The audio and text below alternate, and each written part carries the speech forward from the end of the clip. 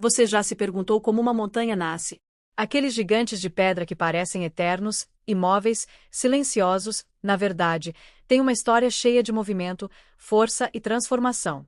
Hoje, aqui no Natureza e Plantas em Foco, a gente vai mergulhar no processo impressionante que forma as montanhas, um verdadeiro espetáculo da natureza que acontece bem debaixo dos nossos pés.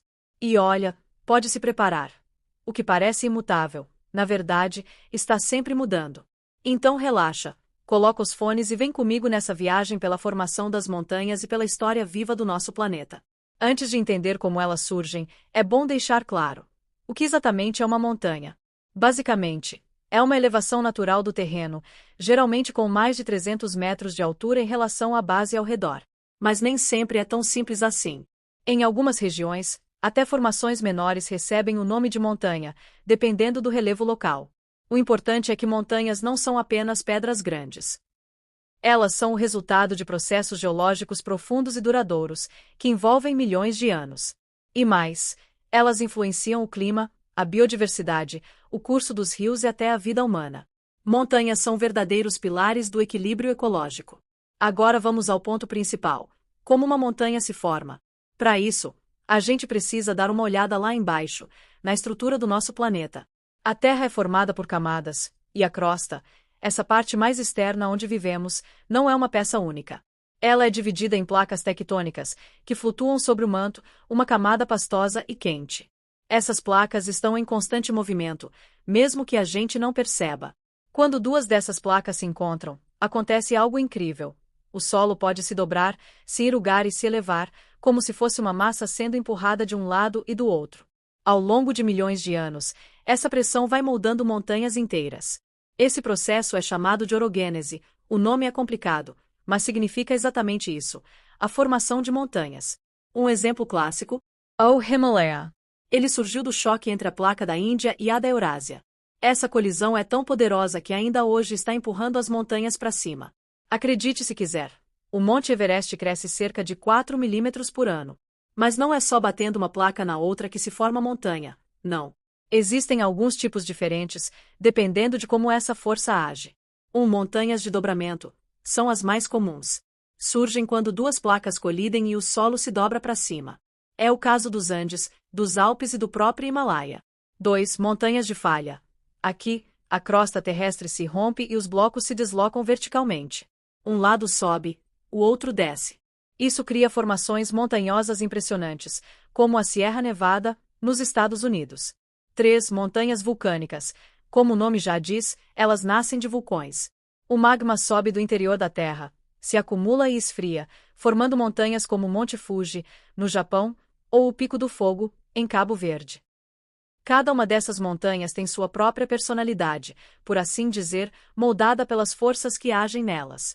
Agora, uma curiosidade que muita gente acha inacreditável: já foram encontrados fósseis de animais marinhos no topo das montanhas mais altas do mundo. Isso mesmo. No Himalaia, por exemplo, há fósseis de criaturas que viveram no fundo do mar há milhões de anos. Isso mostra que aquelas rochas já estiveram submersas, até serem empurradas para cima pelos movimentos da crosta terrestre.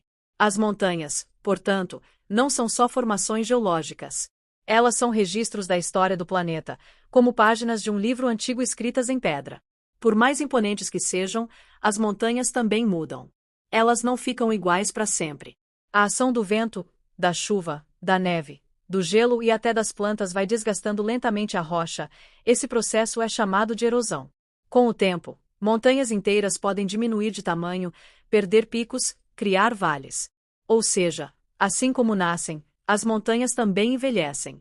Elas têm um ciclo de vida longo, é verdade, pode durar centenas de milhões de anos, mas ainda assim, um ciclo. Outro ponto super interessante: as montanhas afetam diretamente o clima de uma região. Elas podem bloquear massas de ar úmido, fazendo chover em um lado e deixando o outro mais seco. Isso é chamado de efeito orográfico. Por isso, regiões montanhosas muitas vezes têm um lado verde e cheio de vegetação e outro seco e quase desértico. Além disso, as montanhas funcionam como reservatórios naturais de água. A neve acumulada em seus picos derrete aos poucos e alimenta rios que abastecem milhões de pessoas. Sem essas reservas, muitas regiões sofreriam com a escassez de água. Apesar das condições extremas, frio, ar rarefeito, terrenos difíceis. As montanhas são casa para uma biodiversidade surpreendente. Plantas que crescem em solos pobres e rochosos, animais adaptados ao frio, comunidades humanas que aprenderam a viver em harmonia com o ambiente. Um exemplo fascinante são os Sherpas, no Nepal, que vivem nas encostas do Himalaia e têm uma resistência física impressionante à altitude. As montanhas não são vazias nem inóspitas, elas são ecossistemas ricos e vivos. E no Brasil? Temos montanhas também? Claro que temos. O Brasil não é conhecido por grandes altitudes, mas temos formações montanhosas belíssimas e muito antigas. A Serra do Mar, a Serra da Mantiqueira, a Serra da Canastra, a Chapada dos Veadeiros, todas essas áreas têm montanhas que contam histórias do nosso passado geológico e abrigam biodiversidade única. E o mais bacana, muitas dessas regiões são protegidas justamente pela importância que têm para o equilíbrio ambiental do país. As montanhas são monumentos da natureza. Mas, ao contrário de estátuas esculpidas por mãos humanas, elas são esculpidas por tempo, calor, pressão e paciência. Elas nos lembram de que a Terra está viva, em constante transformação. E que, mesmo que pareça imutável, também muda, só precisa de tempo suficiente.